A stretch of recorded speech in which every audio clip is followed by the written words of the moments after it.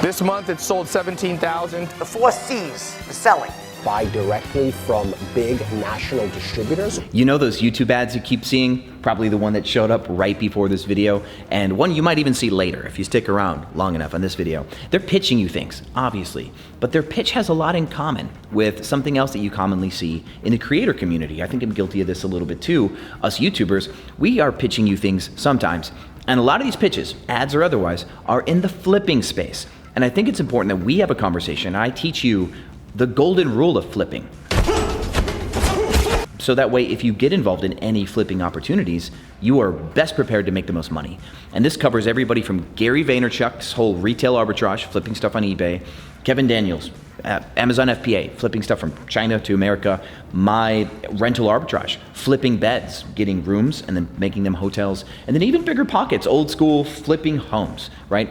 The flipping space is all arbitrage. And rental arbitrage is just one of many ways that you can make a ton of money using other people's stuff. In this video, I'm going to teach you how to make a ton of freaking money. As a guy who's built over 4 multi-million-dollar businesses, this is far from my first rodeo, and I'm going to gift you some best business brainy stuff that you can use to flip almost anything, whatever you want to flip, because I think we're entering into a golden era of the flipping or arbitrage economy, and I'm going to tell you why in this video. So by the end, you might be confident to start your own business flipping other people's stuff. Let's jump in. Welcome back, YouTube world. My name is Sean Rocky Jeech. Most of you know me from my Airbnb videos, right? Rental arbitrage. What I love to do is find a landlord who's willing to give me their property, sign me over their lease, like as a regular tenant, and then I flip it. I flip the rooms, turn them into hotel rooms. I buy a bunch of stuff and make them furnished, and then I put them on Airbnb or VRBO for more money. And this whole concept of flipping beds, flipping rooms has been something that I've made tens of millions of dollars on in the last 7 years. But there are so many other flips out there, and they all have something in common. There's something called arbitrage. Arbitrage is where you grab something and then you sell it in another space for more money. Sometimes you just literally take the same thing and just flip it. You take the same product, you just change where you sell it, you can sell it for more. You take the same product and you kind of doll it up or change its value proposition, you can sell it for more.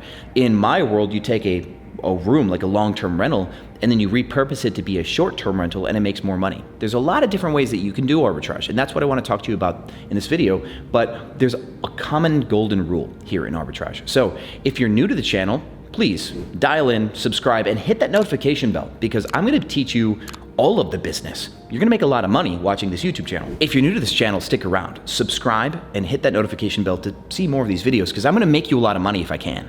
And if you are a subscriber who's already made a lot of money from this YouTube channel, I would love for you to humble brag in the comments so everybody else knows how legitimate some of this content can be. Studying free content here on YouTube and then being able to apply it in the real world is probably one of the coolest things about our generation and our era. We are in a world of free information, and the only thing that'll separate you from somebody else who's also watching this video is your willingness to apply that information.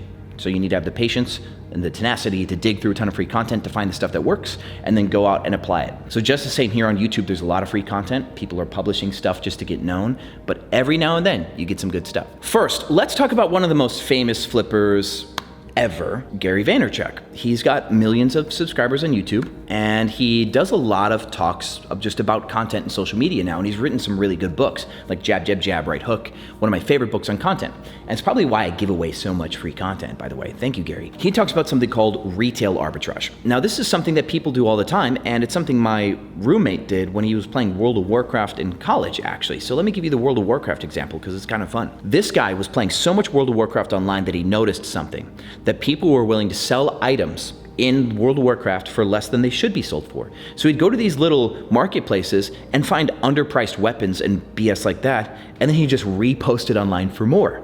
And people would buy it for more because he knew that like it would take longer to sell, but it would sell at a higher price. And so he was actually putting his coins to work, buying cheaper stuff, putting it online for more, and then over time somebody would pay for it because there was a need.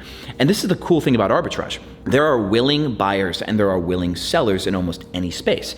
And Gary Vaynerchuk talks about retail arbitrage in this way. There are people who just donate stuff, like Goodwill and Salvation Army.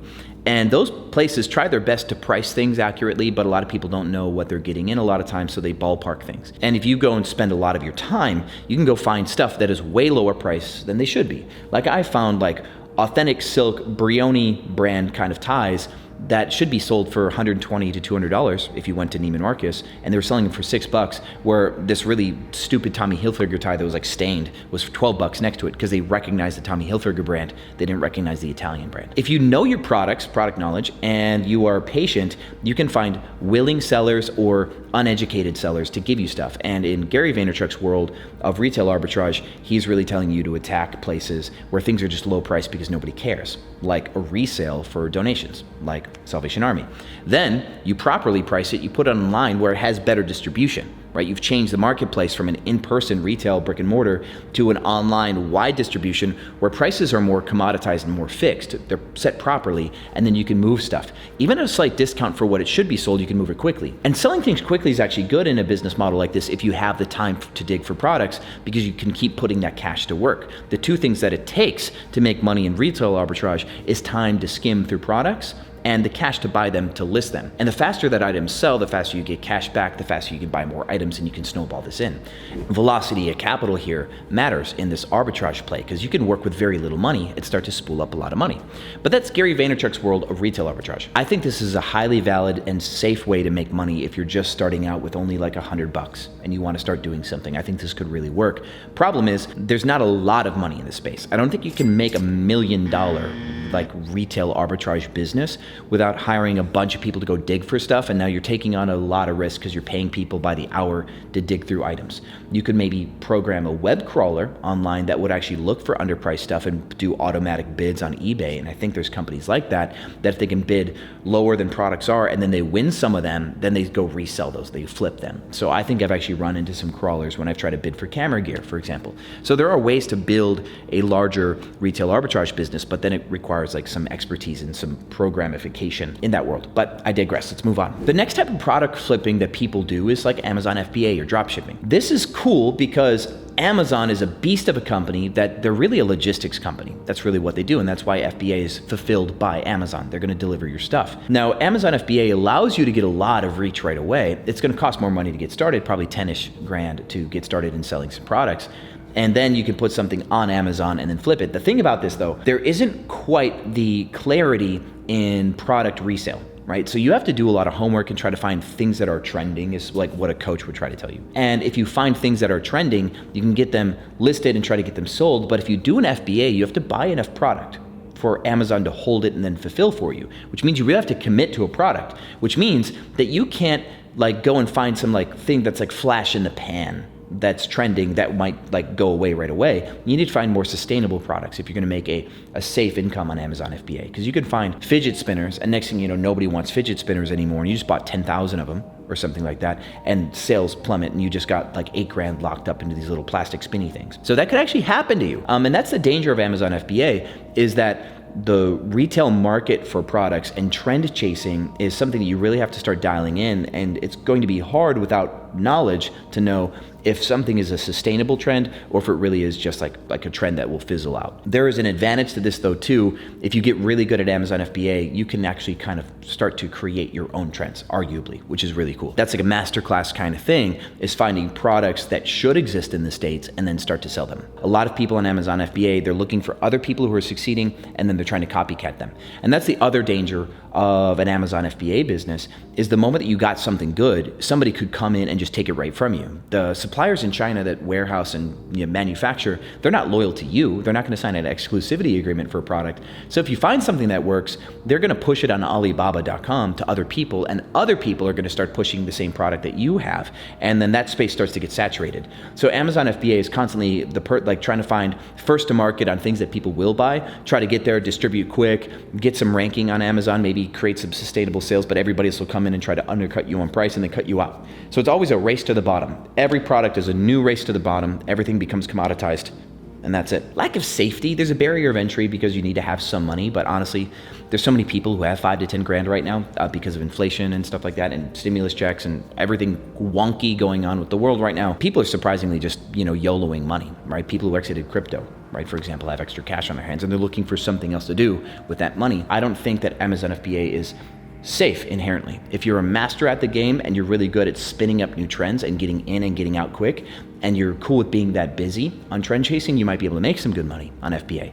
But it's a lot of busy work, and I think it would be a lot of stress. And that's personally why I don't do Amazon FBA. Those are examples of flipping products. You can also flip services. I've got an old friend that used to work for a company called TopTal, which his name has now changed. But what they essentially did is they would go on Upwork and find really good programmers. They created an agency of curated programmers, and they would sell those programmers to companies at a much higher rate. So their programmers were 15 to 20 bucks an hour, but they're charging 70 to 80 bucks an hour for these programmers. And essentially what they're able to do is build big teams of people who are good at writing code and manage those cheaper people, but sold it as if it was an American agency. And they made a lot of money flipping that service. And a lot of people online right now are like talking about like partnering with companies to do their marketing, and then instead of getting paid by the hour, you get paid like a commission on the retail growth of the business. And so now you're flipping other people's businesses by you putting your marketing expertise in there if you had marketing expertise. Those kind of gurus are actually, I think they're full of BS, because really what they're hoping for is for you to buy their product on marketing. All right.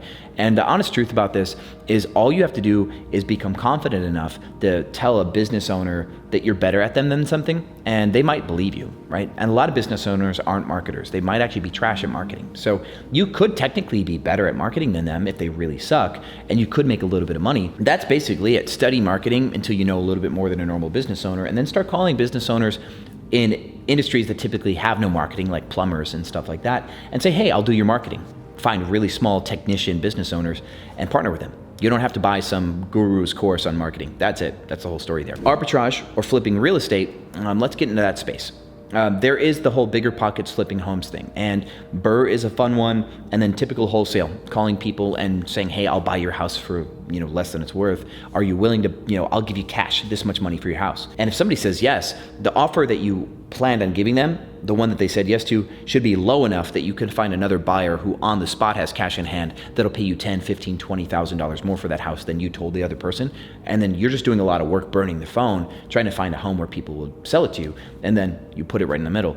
And I know a lot of you right now are gonna say, well, that's not happening, right? Well, the market really did hit a bubble, and it's really hard to do that. I don't think that flipping homes in the wholesale fashion is gonna be really hot for a little while, just the way that works. But I will say that arbitrage, now this is where I wanna get to the golden rule here. Arbitrage makes money in volatile markets, high spread markets. So I will say that even though finding a buyer might be less common in the wholesale space for real estate, because of market volatility and the reasons why people would get out of a home, because the reasons might be more drastic, you might be able to get a bigger spread on the homes that you are flipping. So, keep that in mind. So the golden rule here is volatility drives arbitrage, and you really want to focus on high spread industries, high spread opportunities. You want to be a smart buyer, buy for low, and then plan to sell for more. And if you create a system of buying low and selling for more, you can make a ton of money. And my favorite example of this is with rental arbitrage, or flipping beds, as some people are calling it lately. What we're doing is we get a landlord to rent us their place long-term.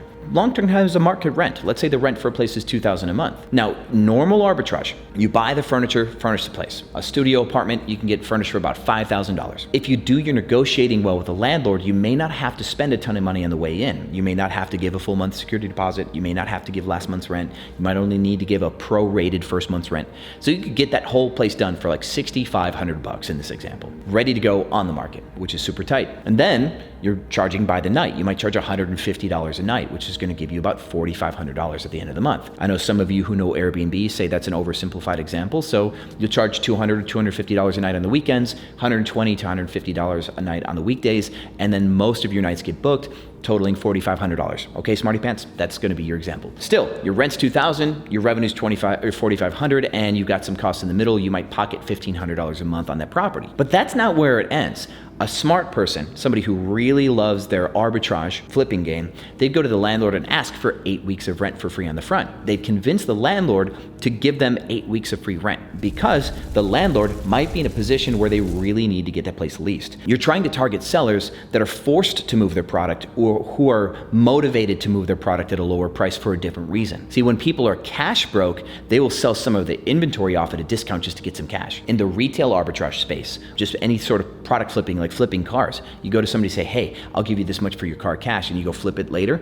That kind of arbitrage, somebody who needs the cash will sell for less. So the patient buyer wins. And the cool thing about real estate in this case, a landlord wants to get that rented. And if they don't have a tenant, they're gonna pay their mortgage every month that it's not rented. So in this case, you tell a landlord, I will rent from you right now, you'll have a lease agreement. I show you I have the cash, but because of our business model, buying the furniture, I need 4 weeks, 6 weeks, 8 weeks of rent for free. You make a confident ask of that, and they'll say, well, the lease signed today means I will start getting my rent paid. I'll be willing to, spend 6 weeks or 8 weeks of free rent. They're going to weigh the pros and cons there. They very likely would rather have the lease signed knowing that rent's coming soon than to be still floating down the market without a tenant. You find the right landlord who's concerned that they may still not have a tenant 2 months from now, and they will give you 8 weeks of free rent.